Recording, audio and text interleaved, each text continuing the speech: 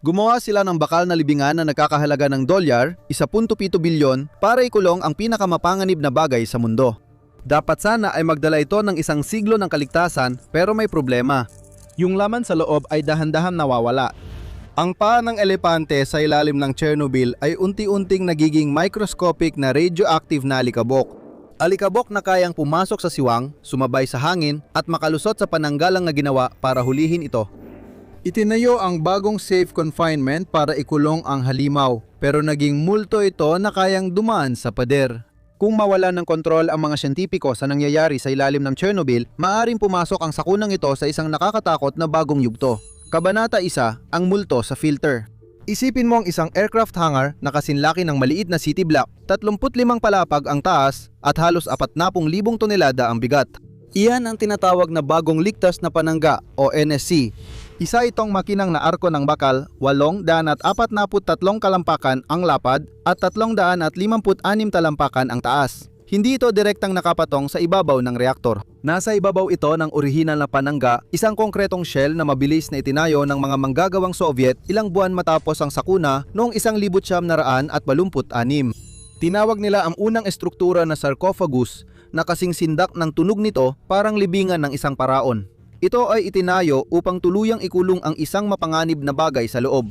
Di tulad ng mga libingan sa Ehipto, ang orihinal na panangga ay mabilis ang ginawa kaya mababa ang kalidad. Pagsapit ng 2,000 sito ay nagkabitak-bitak na. Umuulan na at nanganganib na gumuho ang estruktura. Itinatag ang NSC upang balutan ang sarcophagus, isang estruktura ng pagkukulong sa ibabaw ng isa pa parang hazmat suit sa sirang benda. Ayon sa isang ulat, ito ang pinakamalaking naililipat na bagay sa kalupaan sa mundo. Ngunit hindi ito simpleng malaking kahon ng bakal sa lumang reaktor. Buhay ito sa isang paraan palaging humihinga. Malalaking sistema ng bentilasyon ang humihigop ng hangin papasok, pinapadaan nito sa mga industrial na unit ng pagsasala at pinananatili nito ang tinatawag ng mga inhinyero na negatibong presyon sa loob ng estruktura. Ang negatibong presyon ay isang magarbong paraan lang ng pagsasabi na ang gusali ay laging humihinga papasok at hindi humihinga palabas. Pumapasok ang hangin, walang lumalabas. Walang hangin na lumalabas nang hindi dumadaan sa filter na sadyang salain ang lason mula sa mga guho sa ibaba. Pinakaimportante ang mga filter bilang depensa.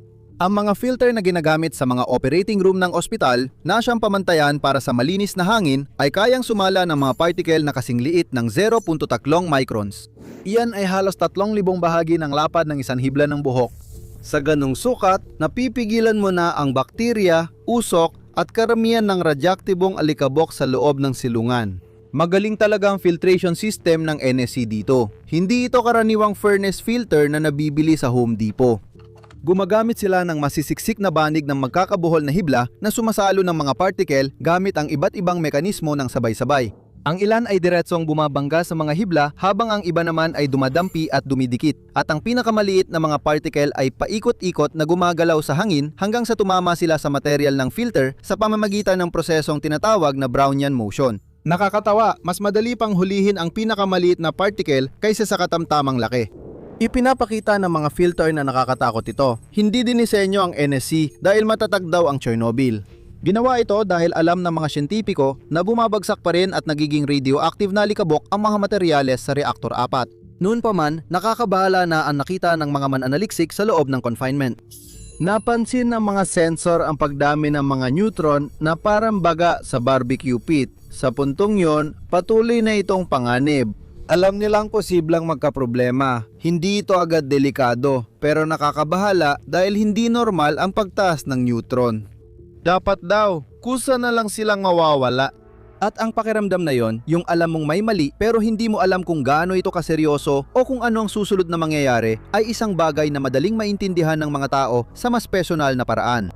Dahil minsan, ang stress ay hindi dumarating bilang isang malaking pagsabog. Minsan, mas tahimik pa ito kaysa doon. Unti-unti itong naiipon sa di mo namamalayan, patuloy na nagbabago at nagpapahirap malaman kung ano ang susunod na gagawin. Iyan ang isang dahilan kung bakit napakahalaga ng therapy. Binibigyan ka nito ng pagkakataon na huminto sandali, ayusin ang nararamdaman mo at gawin ang mga bagay ng paisa-isa imbes na isipin na kailangan mong gawin ang lahat o wala. Tinulungan ako ng therapy na hatiin ang problema at gawing mas madali itong harapin, pati mag-focus sa kaya kong gawin ngayon para hindi ako ma-overwhelm. Natutuwa akong BetterHelp ang sponsor ng video na ito dahil pinapadali nila ang pagsisimula ng therapy. Sagutan lang ang isang mabilis na quiz para maipares sa lisensyadong therapist. Kung hindi ka komportable, pwede kang magpalit ng therapist kahit kailan nang walang dagdag bayad. Maaari ka ring pumili kung gusto mo ng tawag, video o text. Minsan, ang pag-unlad ay hindi kailangan sabay-sabay. Kadalasan, sapat na ang suporta at tamang pananaw para malinaw na makausad. Kung gusto mong subukan ng therapy, i-click ang link sa description o bisitahin ang betterhelp.com/infographics para sa 10% diskwento sa unang buwan. Ngayon, balik tayo sa Chernobyl. Inasahan na unti-unting titibay ang proseso ng pagkasira sa paglipas ng panahon, pero ipinakita ng mga sukat sa silungan na may kakaibang nangyayari. Nanatiling aktibo at pabago-bago ang kapaligiran. Patuloy pa rin itong nagbabago kahit ilang dekada na ang lumipas mula noong pagsabog. Sa teorya, ang nasirang core ay dapat lumiha ng magagaspang na radioactive na pira-piraso, debris at mabigat na alikabok. Ito ang kontaminasyong kayang salain ng mga makabagong industrial filtration system. Napansin din ng mga siyentipiko ang pagtaas ng neutron activity sa ilang mga silid sa ilalim ng reaktor na kanilang ikinabahala. Ipinapakita nito na ang material na may gasolina ay hindi madaling masira at nagdudulot ng bagong nuclear na reaksyon kapag nagbago. Nabibitat, gumagalaw, natutuyo at muling inaayos ito kaya nagkakaroon ng bagong fission dahilan ng hirap hulaan ang kilos nito sa hinaharap. Hindi talaga huminto ang core ng reaktor ng Unit 4 ng Chernobyl mula 1,986. Patuloy na kumukulo roon ang mas delikadong chemical kaysa sa karaniwang debris. Nang sumabog ang Reactor 4, natunaw ang core na parang lava, pinaghalo ang uranium fuel, control rod, metal cladding at tunaw na konkreto, bakal, zirconium, graphite at buhangin sa isang bagong sangkap na corium. Umabot sa mahigit 5,000 degrees Fahrenheit ang corium mass. Bumaba ito. Tumigas parang stalagmite, stalactite at agos ng lava, kaya tinawag ng siyentipiko na fuel containing materials o FCM. Nasa kanila pa rin ang halos 75% ng orihinal na uranium ng reaktor. Sa tamang kondisyon, pwede pa ring mangyari sa mass na yon ang isang bagay na hindi na dapat maulit sa Chernobyl, ang magpatuloy ang nuclear reaction. Noong 2021, iniulat ng mga siyentipiko na aktibong nabubuo ang FCM at lumilikan ng radioactive na alikabok na nagpapahirap sa planong baklasin ang orihinal na sarcophagus. Ngayon, ang Elephant's Foot, ang pinakasikat na formasyon, ay halos kasing tigas ng pinagsiksik na buhangin. Tinutupad ng NSC ang layunin nito, panatilihin ang mga particle sa loob. Ang problema ay hindi na umaayon ang nasa loob sa disenyo, may nagbago na sa confinement. Iyan ang sinulid na kailangan nating hilahin at para maintindihan ang patutunguhan nito, kailangan nating balikan ang gabing nagsimula ang lahat at tanungin kung may kulang sa mga sinabi sa atin tungkol doon. Kabanata 2, Unang Pagsabog, Kalikasan, 1:23 ng madaling araw. Noong Abril 26, 1,986 ang Reactor 4 ay nagsagawa ng safety test na hindi karaniwan ang pakiramdam. Sinadya itong ilagay sa alanganing lagay para makita ang epekto ng pagkawala ng kuryente. Ang mga Soviet operator ay nagmamanyobra sa mga alarma, manual override at reaktor na parang may sariling isip. Pagkalipas ng kaunti, bumaba ang kuryente tapos biglang tumaas ng mabilis. Ayon sa opisyal na bersyon, simple lang daw ang nangyari pagkatapos. Biglang naging singaw ang tubig sa reaktor, tumaas ang presyon at sumabog, dahilan para lumipad ang 1,000 toneladang takip ng reaktor na parang takip ng champagne. Nang mabunyag ang core, nagliyab ang graphite at ang sumunod na sunog ay tumagal lang 10 araw. Yan ang bersyon na ibinigay ng Unyong Sobyet sa buong mundo. Nasa mga aklat aralin nito. Yan ang kwento. Pero may problema. Sa ibang lugar, halos 620 milya ang layo. Sa lungsod ng Cherepovets sa Rusya, may mga siyentipiko na nakadetect ng kakaiba sa hangin, radioactive na xenon gas. Hindi basta lumalabas ang xenon nang walang dahilan. Produkto ito ng fission at nagsisilbing natatanging palatandaan parang fingerprint. Hindi tugma ang fingerprint na ito sa opisyal na kwento. Hindi tugma sa isang sirang reaktor na unti-unting nasisira ang natuklasan nilang halo ng xenon isotope. Tinutukoy nito ang isang marahas na pangyayari, isang malakas na pagsabog ng nuclear fission na naganap sa mismong sandali ng pagsabog. Sinuri ito ng pisikong Swedish na si Lars Erik de Geer makalipas ang dekada. Gamit ang atmospheric model, tinunto niya ang pinagmula ng xenon cloud at kung paano ito napunta doon. Hindi ito sumabay sa ulap na dinadala sa Europa. Lumipad dito ng mataas at nahuli ng ibang agos ng hangin na posibleng dulot ng malakas na puwersang nagtulak pataas ng material. Hindi lang ito simpleng pagsabog ng singaw. Ayon kay De Geer, ang unang pagsabog ay isang totoong pagsabog nukleyar. Mabilis at hindi mapigilang pagsabog ng fission ang tumama sa ilang parte ng core at makalipas ang ilang segundo, tuluyang sinira ng pagsabog ng singaw ang reaktor. Isipin mo na para kang pumindot ng gatilyo bago sumabog ang bomba. Maliit lang ang unang pagsabog pero nukleyar ang pinagmulan nito at mahalaga yon. Hindi nawala ang nagdulot ng pagsabog kahit humupa na ang alikabok. Nananatili pa rin ang bakas nito sa natunaw na core at sa mga materyales na may gasolina. Di lahat sang-ayon sa teorya ni Geer. Pero nagbukas ito ng patuloy na tanong. Kung naging nuclear muna ang Chernobyl bago naging mechanical, ano nga ba ang nasa ilalim nito? Kabanata 3, kwarto 352 ang pulso. Sa ilalim ng reaktor 4, lampas sa durog na konkreto at baluktot na bakal, may maze na delikado sa tao, naroon ang kwarto 352. Mukhang wala namang masama pero huwag kang magpalin lang doon. Ito ang kwarto kung saan napunta ang bahagi ng reaktor nang ang kumikislap na corium slurry ay kinain ng daan pababa na parang lava at pagkatapos ay lumamig. Anuman ang nasa ilalim, nakaupo lang yun sa dilim mula 1,986 ngunit di tahimik. Walang pwedeng bumalik dahil papatayin ka agad ng radiation, kaya gumawa ng ibang paraan ang mga siyentipiko.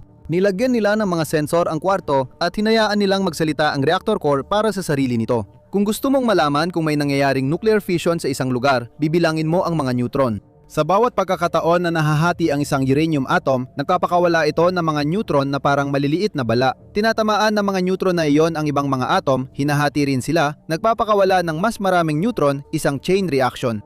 Mas maraming neutron na nadidetect, mas maraming fission ang nagaganap. Kaya nang dumami ang neutron na nakita ng sensor sa kwarto 352, napansin ito agad.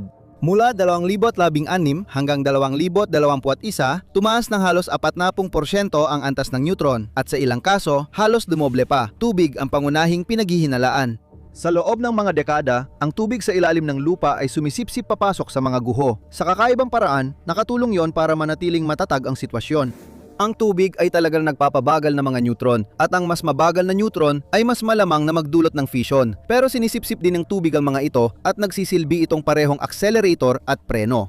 Sa loob ng maraming taon, ang preno ang nananalo at pagkatapos ay dumating ang NSC. Dahil sa pagselyo ng reaktor at kontrol sa paligid, nabawasan ang pasok ng tubig sa ilalim ng lupa. Mas konting tubig, mas konting preno. Kung maiisip mo ang isang bonfire na nakabaon sa basang abo sa loob ng mga dekada, tahimik na tinutupok at halos hindi nabuhay, baka magkaroon ka ng ideya kung ano ang nangyayari. Pag natuyo ang abo, ang nasa ilalim ay muling magbabaga. Hindi ito pangalawang pagsabog ng Chernobyl na naghihintay ang mangyari. Karamihan sa mga eksperto ay naniniwala na ang hugis ng material ay hindi napapaintulot sa ganong uri ng biglaang reaksyon. Kung masyadong uminit ang mga bagay, malamang na mapipigil din ito ng sistema. Hindi sila sigurado at walang nakakaalam. Sigurado lang nila, buhay pa ang core, patuloy ang reaksyon, fission, radiation at init. Ang enerhiyang iyon ay hindi mananatiling nakabaon, umaakit ito. Ilang kilometro sa ibabaw, may muling gumambala sa lupa sa ibabaw ng reaktor 4 na walang alam sa maaring nagigising sa ilalim. Kabanata 4, kaguluhan sa pulang gubat. Ilang milya mula sa reaktor 4, may gubat na di dapat umiiral. Noong 1986 sinasabing namatay ito dahil sa matinding radyasyon. Naging kalawangin at pulang kahel agad ang mga punong pino saka sila bumagsak kung saan sila nakatayo. Dumaan ang mga bulldozer, nilibing ang kaya, iniwan ng iba para mabulok. Tinawag nila itong pulang gubat na ngayon ay karaniwang nakakatakot. Sa ibabaw, muling tumubo ang mga puno, lumilipad ang mga ibon at umiihip ang hangin sa mga sanga na parang normal na gubat. Pero sa ilalim ng lupa, mas nakakatakot ang ugat ng gubat. Sa halos 5 dekada, tahimik na tinipon ng lupa ang lahat ng inilabas ng Chernobyl sa hangin. Kasama rito ang radyaktibong alikabok, ionizing particle ng fallout na dala ng ulan at hangin, at iba pang bagay na paulit-ulit nilabas ng marahas na pagsabog sa kapaligiran. Patong-patong, nananatili itong isa sa mga pinakakontaminadong lugar sa mundo. At noong Pebrero 2022, dumaan mismo rito ang mga tangke ng Russia. Ang armored column ni Putin, bahagi ng espesyal na operasyong militar para sakupin ng Ukraine, ay tumulak patungong Kyiv sa exclusion zone. Ang mabibigat na Caterpillar truck na sasakyan ay nagbungkal, naghukay, nagdurog at nagpalipad ng radioactive na material sa hangin. Ang mga manggagawa sa planta ay nagmasid hanggang sa umilaw ang mga sensor at magulat ng taas ang radiation monitor. May mga istasyong nagtala ng mga gamma level na 20 hanggang 30 beses na mas mataas sa normal at hindi ito palihim. Nang muling suriin ng mga siyentipiko ang datos, walang saysay ang pattern. May ilang sensor na malayo sa convoy ang tumasang sukat, habang yung malapit ay hindi. Isang pag-aaral noong 2023 ang napasinungaling sa tiyora ng alikabok matapos makuha ng mga sensor ang mataas na readings kahit malayo sa kalsada. Sa madaling salita, kahit siguradong nagpagalaw ng radioactive na alikabok ang mga tangke sa lugar, hindi iyon ang naging sanhi ng malalaking pagtaas ng sukat sa mga sensor. Maaring ang electronic warfare weapons nila ang sanhi ng network na kaguluhan. Gayunpaman, lumalala pa rin ang lason sa lupa. Noong 1986 kabilang sa fallout, ang radioactive isotope na plutonium 241, hindi ito nagtatagal at mas mabilis mabulok kaysa sa iba. Ang problema ay ang nagiging resulta kapag ito'y nabubulok. Ang magnesium 241 ay mas mahaba ang buhay, mas matagal mawala at mas delikado dahil naglalabas ng alpha radiation. Hindi ito lumalayo sa hangin, pero pag napasok sa katawan, diretsong naglalabas ng enerhiya sa mga selula. Ang tissue at buto mo, saan man ito tumigil, patuloy lang maglalabas ng radiation at lalong nagiging delikado. Kahit ano ang inangat ng mga tangke noong 2022, iba ito sa bumagsak noong 1986 mas naakalason at mas pino yon. At hindi lahat ng nasa pulang kagubatan ay nananatili sa ibabaw o sa hangin. Ang ilan dito ay lumulubog sa lupa at pumapasok sa mga tubig sa ilalim ng reaktor. Sa parehong lugar na nagpapakita ng pagbangon ang silid 352. Kabanata 5, ang hindi nakikitang daan. Parang lahat ng napag-usapan natin, radyasyon, alikabok, natunaw na gasolina, na kontrol naman. Pero sa ilalim na exclusion zone ay may nakatagong sistema ng mga ilog sa ilalim ng lupa, mga patong ng bato at lupa na may dalang tubig na tinatawag na aquifers. Kapag umuulan, sumisipsip ito sa lupa. Mabagal na naglalakbay ito sa mga aquifer papuntang ilog Dnieper. Ito ang pangunahing pinakukunan ng tubig ng Kiev, tahanan ng 3 milyong tao at 10 milyong iba pa sa buong rehiyon. Noong 1986, kung tinanong mo ang mga siyentipiko kung may galing sa Chernobyl na napupunta sa sistemang yon, bibigyan kanila ng nakakaaliw na sagot. Sa ilalim ng lugar ay may makapal at siksik na luwad na halos hindi napapasukan ng tubig. Inasahan nilang mapipigilan agad ng harang na luwad ang anumang tatama o kaya'y babagal ito at mawawala ang radyasyon bago umabot sa mahalaga. Lumabas sa mga sumunod na pagsusuri na hindi napansin ng orihinal na mga modelo na hindi solid ang luwad sa Chernobyl kaya nagkaroon ng malaking problema. Maraming bitak ito at may mga daanan na pwedeng pasukan ng tubig. May dalang mga pasahero ang tubig sa mga bitak, tinatawag ng siyentipiko na colloids o mikroskopikong particle na nakalutang sa tubig. Masyadong maliit para lumubog pero hindi pwedeng baliwalain. Pinakamahalaga, mahal sila ng radioactive na elemento. Halimbawa, ang plutonium ay dapat manatili lang sa lupa at hindi gumagalaw. Pero ngayon, sumama na ito at kumakapit sa maliliit na particle habang gumagalaw sa tubig. Lumusot ito sa mga bitak, nilampasan ng harang at nakabilis ng lampas sa inaasahan. Dati inakala ng mga modelo ng kaligtasan na dahan-dahan lang kakalat ang kontaminasyon. Ang natuklasan nila sa halip ay mga highway ng tubig na ang abot ay halos imposibleng masukat. Isang pamatagalang pag-aaral na inilatala noong 2022 ang nagkumpirma na ang mga radioactive na elemento tulad ng cesium, strontium at maging ang plutonium ay naroroon na sa tubig sa ilalim ng lupa sa ilalim ng Chernobyl. Pinabagal at pinahina sila ng sistema pero mas mahirap intindihin ang mekanismo ng pagdadala kaysa sa iniisip ng karamihan. Gumana ang containment pero hindi gaya ng inaasahan. Dahil konektado ang sistema sa malalalim na aquifer at regional na heolohiya, umaabot ito sa watershed na nagsusupply sa isa sa pinakamalaking populasyon sa Europa. Lahat ng bahagi ay tumuturo sa pinagmulan kung saan may isang bagay sa reaktor na buhay at patuloy gumagawa ng material na hindi kumikilos gaya ng dapat. Kabanata 6 ang alamat ng sarcophagus. Sa puntong ito, hindi na parang patay na bagay ang core ng Chernobyl. Ginamit lang ang lohika ng NSC para makadagdag ng oras. Pansamantala lang ito, silungan na tatagal ng 100 taon na dinisenyo para maalis ng mga ininyero ang mga guho balang araw. Ngunit nakabatay ang planong yon sa palagay na tapos na ang nuclear reaction. Sa totoo, mahusay talaga ang gawa ng NSC. Matibay ang mga arko ng bakal, maayos ang ventilation at eksakto ang filtration system ayon sa specs. Hindi engineering ang problema. Dinisenyo ng mga ininyero ang estruktura para sa isang tulog at nabubulok na reaktor. Hindi binasa ng Chernobyl ang manual. Ang NSC ay ginawa para pigilan ang paglabas ng radioactive na alikabok mula sa solidong masa.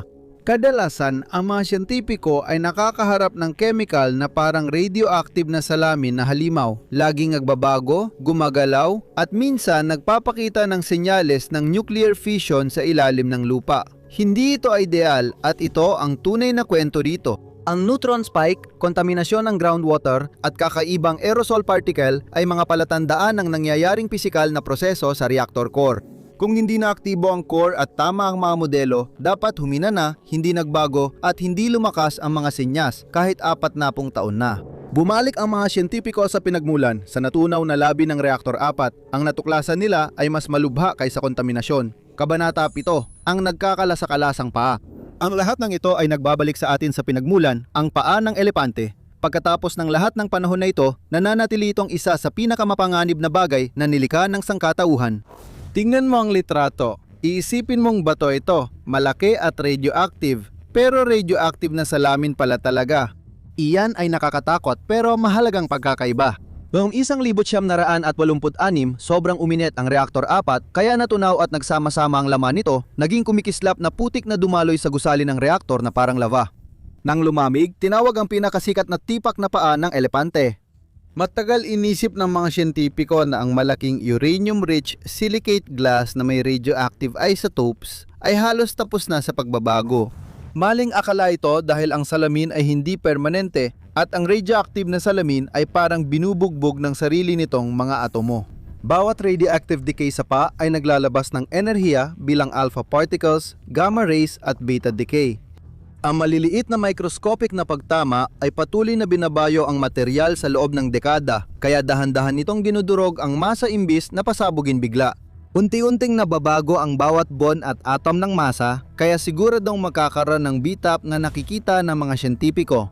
Noong 1970 sobrang siksik at tibay ng paa ng elepante, kaya gumamit ang mga siyentipiko ng Kalashnikov na may armor piercing na bala para makakuha ng sample. Sabi ng mga siyentipiko, may bahagi nito na parang buhangin ng lapot na hindi ka nais-nais sa normal na radioactive lava. Ang alikabok na natatanggal mula sa buhangin ay nagkakadurug-durug sa parang nagpapalinaw sa mga pinakabagong aerosol readings, pero mas lumalala pa ito. Habang nabibiyak ang material, gumagalaw ang uranium na nakakulong sa loob. Habang nabubuo ang mga bulsa at natutuyo ang espasyo ng reaktor, nababago ang mga konsentrasyon na posibleng dahilan ng pagtaas ng neutron activity na nakita ng mga siyentipiko sa silid 305. Ang core ay mabilis na tumatanda, parang nakalalasong gel-o na nagiging pulbos at nadadala ng hangin sa ibabaw ng water table ng Europa. Ginagawa pa rin talaga ang plano sa pagtanggal.